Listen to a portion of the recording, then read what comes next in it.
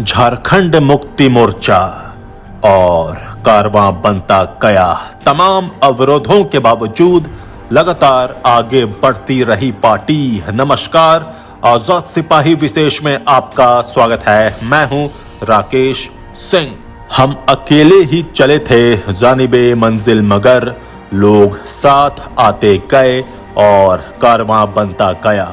हिंदी और उर्दू के प्रख्यात शायर मजरूह सुल्तानपुरी की ये चर्चित पंक्तियां 15 नवंबर 2000 को आजाद भारत के राजनीतिक नक्शे पर 28वें राज्य के रूप में उभरे झारखंड की सबसे बड़ी पार्टी झारखंड मुक्ति मोर्चा और इसके निर्विवाद नेता शिबू सोरेन पर एकदम सटीक बैठती है। आज से 49 साल पहले 1972 में सूदखोरों और महाजनों के खिलाफ जन आंदोलन के नायक शिबू सोरेन ने विनोद बिहारी महतो और ए.के. राय के साथ मिलकर झारखंड मुक्ति मोर्चा की नींव रखी थी।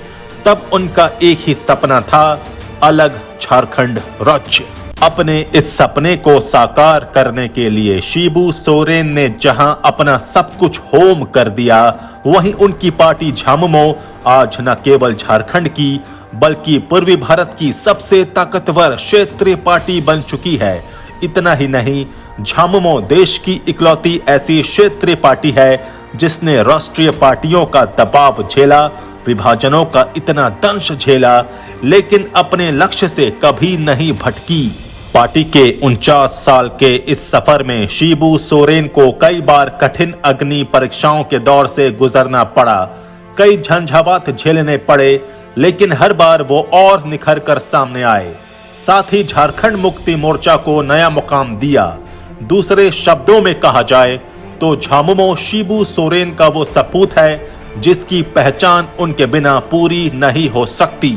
अब शिबू सोरेन के खून पसीने से सींची गई इस पार्टी को आगे ले जाने की जिम्मेवारी हेमंत सोरेन के युवा कंधों पर है। झामुमो के स्थापना दिवस के मौके पर आजाद सिपाही के राज्य समन्वय संपादक अजय शर्मा की विशेष रिपोर्ट। झारखंड के लोगों के लिए झारखंड मुक्ति मोर्चा का नाम अपरिचित नहीं है, लेकिन बहुत कम लोगों को ये पता होगा कि इसका नाम 1971 में बांग्लादेश की आजादी के लिए लड़ने वाली मुक्ति वाहिनी की तर्ज पर रखा गया था। वो दौर संथाल परगना में चल रहे उस आंदोलन का था जो सूदखोरों और महाजनों के खिलाफ था और जिसके नायक शिबू सोरेन थे।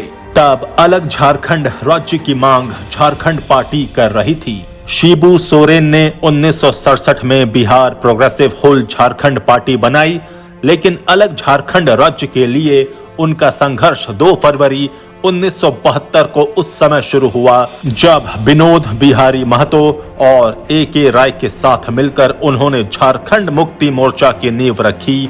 साथ में थे निर्मल महतो और टेकलाल महतो। झामुमो के स्थापना के मौके पर अपने संबोधन में गुरुजी ने कहा था, मुझे झारखंड मुक्ति मोर्चा का महासचिव बनाया गया है। पता नहीं मैं इस योग्य हूं या नहीं, लेकिन मैं अपने मृत पिता की सौगंध खाकर कहता हूं कि शोषण मुक्त झारखंड के लिए अनवरत संघर्ष करता रहूंगा। हम लोग दुनिया के सताए हुए लोग हैं। अपने अस्तित्व के लिए हमें लगातार संघर्ष करते रहना पड़ा है। हमें बार बार अपने घरों से, जंगल से और जमीन से उजाड़ा जाता है। हमारे साथ जानवरों जैसा बर्ताव किया जाता है। हमारी बहु बेटियों की इज्जत से खिलवाड़ किया जाता है। दीकुओं के शोषण उत्पीड़न से परेशान होकर हमारे लोगों को घर बार छोड़कर परदेश में मजदूरी करने जाना पड़ता है। वहां भी उनके साथ बंधुआ मजदूरों जैसा व्यवहार किया जाता है। ये बात नहीं कि हमारे घर गांव में जीवन यापन करने के साधन नहीं, लेकिन उन पर बाहर वालों का कब्जा है। झारखंड की धरती का, यहाँ की खदानों का दोहन कर, उनकी लूट खसोट कर नए शहर बन रहे हैं। जगमग आवासीय कॉलोनियां बन रही हैं और हम सब गरीबी भूखमरी के अंधकार में धंसे हुए हैं। लेकिन अब ये सब नहीं चलेगा।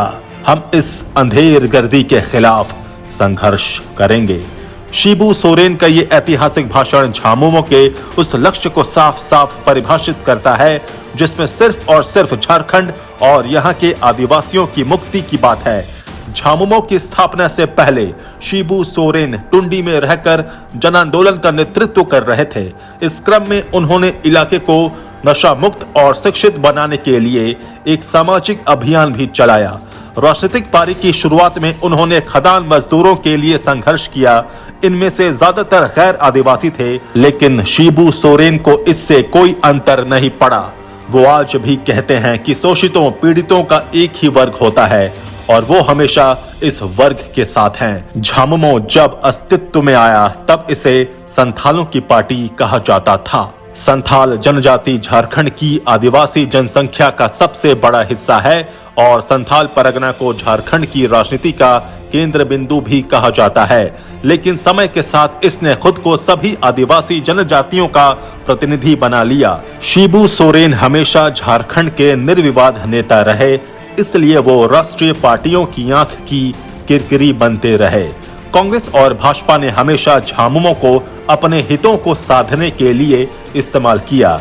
निश्चल और निष्कपट स्वभाव के शिबू सोरेन ने वो सब कुछ किया जो झारखंड और यहाँ के लोगों के हितों के लिए उपयुक्त था।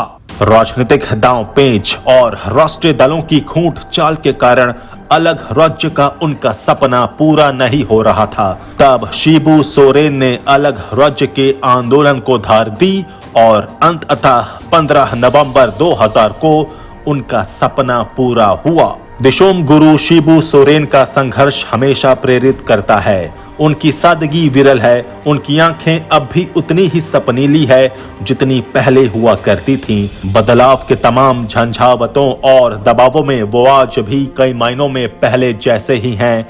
एक व्यक्ति और एक राजनेता के रूप में उनके जीवन में इतने उतार चढ़ाव आए हैं कि कभी कभी आश्चर्य होता है कि इतना सब कुछ एक ही व्यक्ति के साथ घटित कैसे हो पाया। आज शिबू सोरेन की पार्टी लोकप्रियता के उस मुकाम पर है जहां पहुंचने के लिए एक जीवन कम पड़ता है।